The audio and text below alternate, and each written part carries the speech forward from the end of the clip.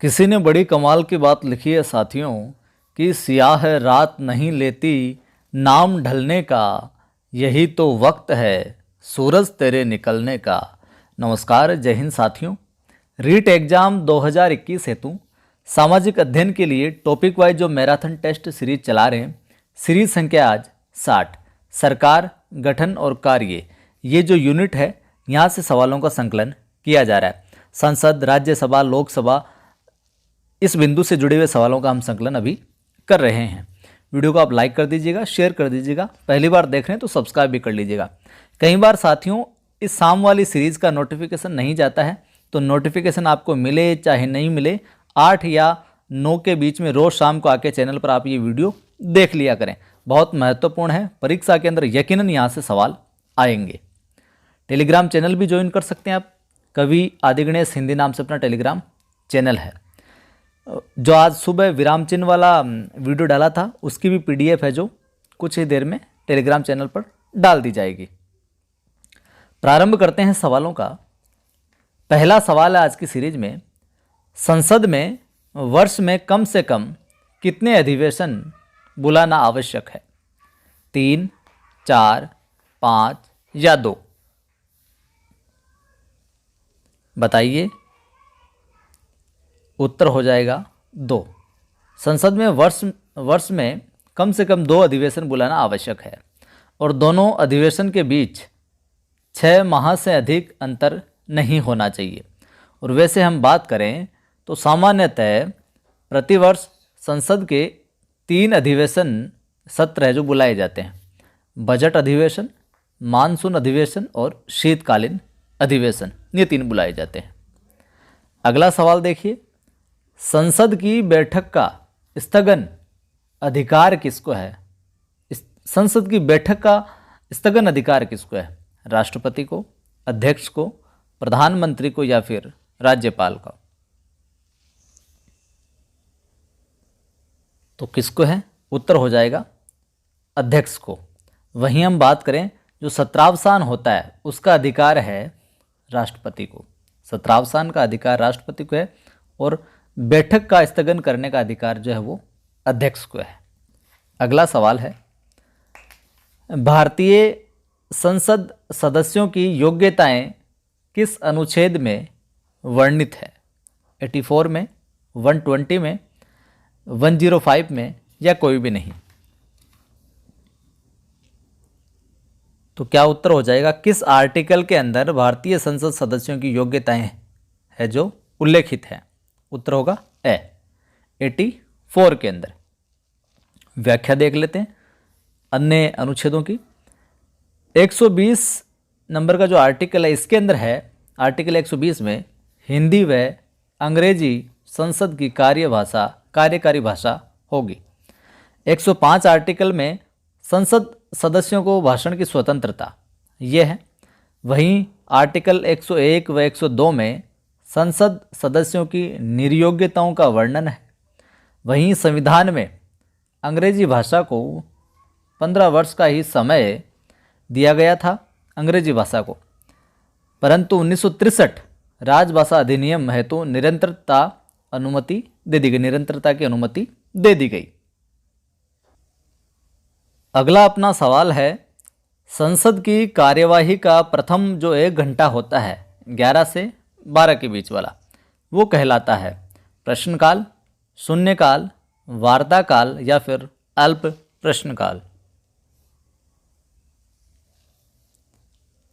तो क्या कहलाता है? उत्तर हो जाएगा ए, 11 से 12 का जो समय होता है संसद की कार्यवाही का प्रथम 1 घंटा वो कहलाता है प्रश्नकाल। व्याख्या देख लीजिए। जो प्रश्न होते हैं वो 3 प्रकार के पूछे जाते हैं। पहला, तारांकित प्रश्न, यानी कि इसका जवाब मौखिक रूप से दिया जाता है तथा सदन के समकक्ष 5-6 पूरक प्रश्न पूछे जा सकते हैं। दूसरा है अतारांकित प्रश्न, यानी जवाब है जो लिखित में दिया जाता है, पूरक प्रश्न नहीं। अल्प सूचना प्रश्न, इनके लिए 10 दिन पूर्व सूचना दी जाती है। अगला सवाल है शून्यकाल का समय है 11 से 12 तक का, 12 से 1 PM का, 1 से 2 PM या फिर 10 से 11 AM। तो बताइए शून्यकाल का समय है, उत्तर हो जाएगा ब, 12 से 1 PM। ये दिन का समय है 12 से 1 PM का। और शून्यकाल भारतीय संसदीय प्रणाली की ही उपज है। अगला सवाल है, निम्न में से साधारण विधेयक नहीं है। धन विधेयक, संविधान संशोधन विधेयक, दोनों ही है, दोनों ही नहीं है।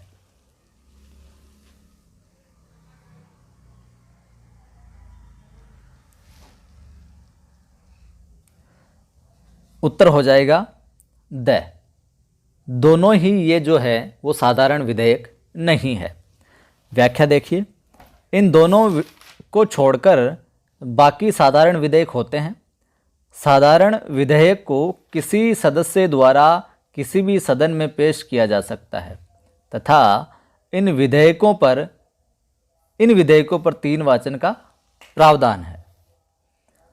अगला देखिए, सरकारी विधेयक होता है, सरकारी विधेयक होता है संसद के किसी मंत्री द्वारा प्रस्तुत विधेयक, संसद के किसी सदस्य द्वारा प्रस्तुत विधेयक, दोनों ही नहीं।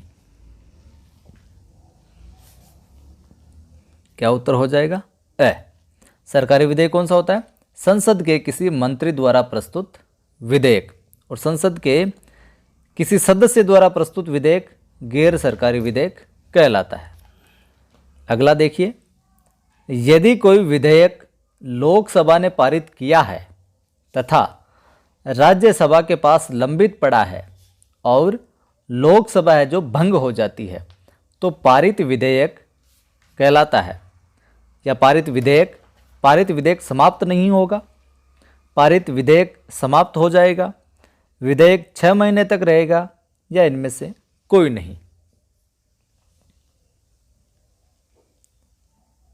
तो उत्तर क्या हो जाएगा? ब, पारित विधेयक समाप्त हो जाएगा।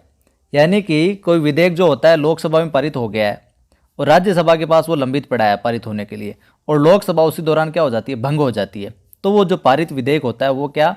समाप्त हो जाएगा। ठीक है। वहीं इसके विपरीत अगर विधेयक राज्यसभा ने पारित किया है, यहाँ पहले लोकसभा, अब यहाँ पर राज्यसभा की बात हो रही है, अगर विधेयक को राज्यसभा ने पारित किया है और लोकसभा भंग हो जाती है तो विधेयक जो समाप्त नहीं होगा। अगला देखिए आप, गैर सरकारी कार्यों के लिए कौन सा दिन निश्चित किया गया है, यानी कि संसद में? सोमवार, बुधवार, शुक्रवार, रविवार, गैर सरकारी कार्यों के लिए। उत्तर हो जाएगा अपना स, शुक्रवार तय किया गया है। संचित निधि का वर्णन किस अनुच्छेद में है? 226, 266, 267 या फिर 268?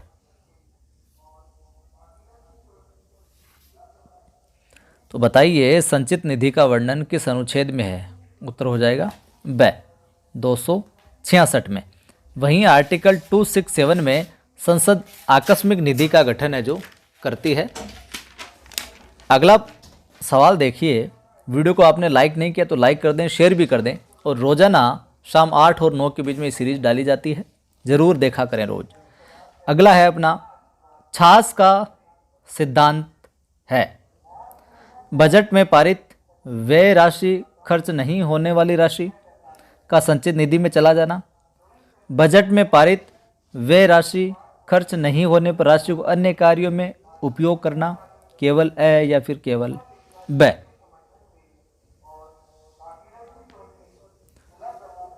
उत्तर हो जाएगा छाछ का सिद्धांत केवल ए, केवल ए। यानी कि बजट में पारित जो व्यय राशि होती है खर्च नहीं होने पर राशि का संचित निधि में चला जाना छाछ का सिद्धांत है। अगला है, संसद में सदस्यों के निर्योग्यता का निर्णय कौन करता है? राष्ट्रपति, प्रधानमंत्री, मुख्य न्यायालय या इनमें से कोई नहीं? उत्तर हो जाएगा राष्ट्रपति। क्या हो जाएगा? राष्ट्रपति। व्याख्या देख लीजिए आप। यह कार्य राष्ट्रपति निर्वाचन आयोग की राय पर करता है, जबकि संसद में दल बदल के आधार पर निर्योग्यता का निर्णय लोकसभा अध्यक्ष या राज्यसभा के सभापति है जो करते हैं। अगला सवाल देखिए। संसद अनुच्छेद 368 के तहत संविधान में कितने प्रकार से संशोधन कर सकती है? साधारण बहुमत द्वारा, विशेष बहुमत द्वारा, विशेष बहुमत तथा आधे राज्यों की विधानमंडलों की स्वीकृति द्वारा, या फिर सभी तरीकों से?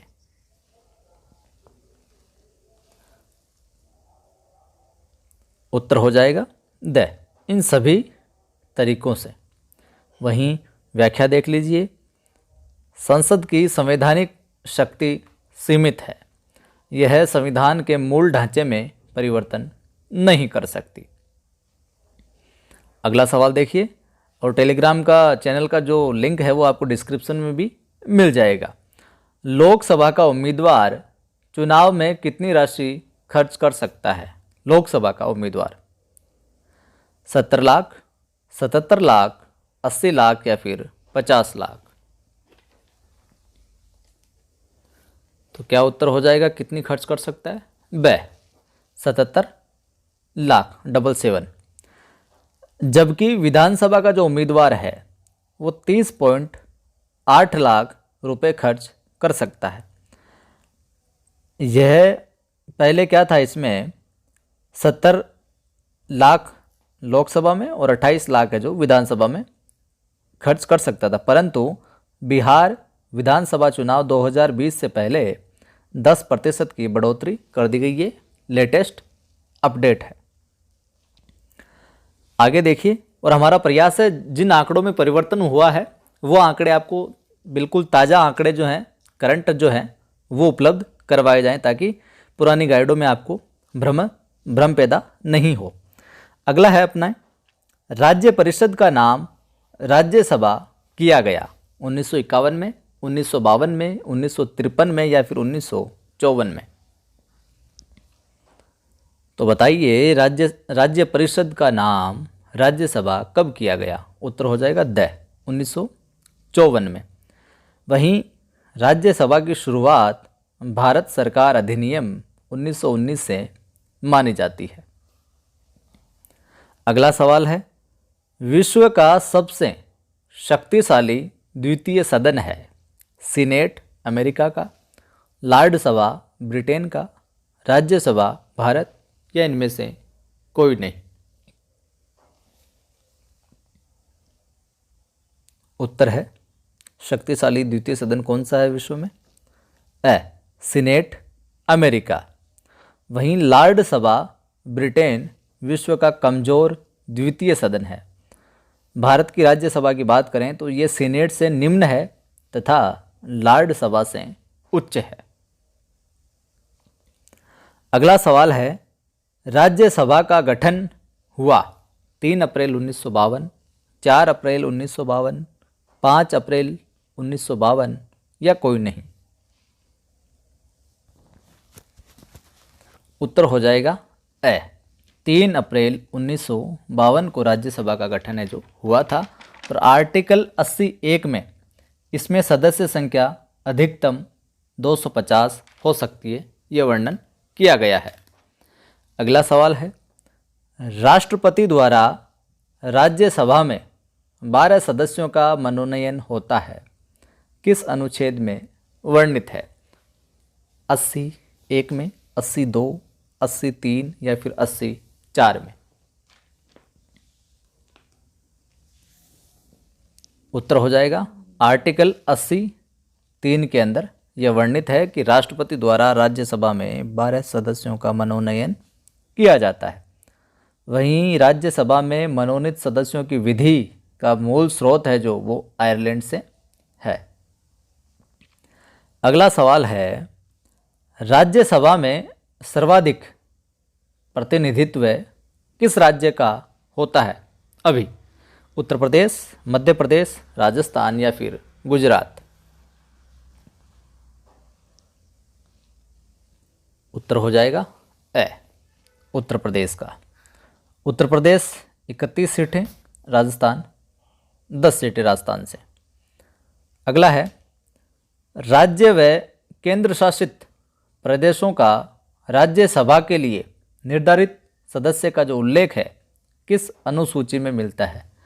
पहली, दूसरी, तीसरी या फिर चौथी, किस अनुसूची में मिलता है? उत्तर हो जाएगा द, चौथी अनुसूची में यह वर्णन किया गया है।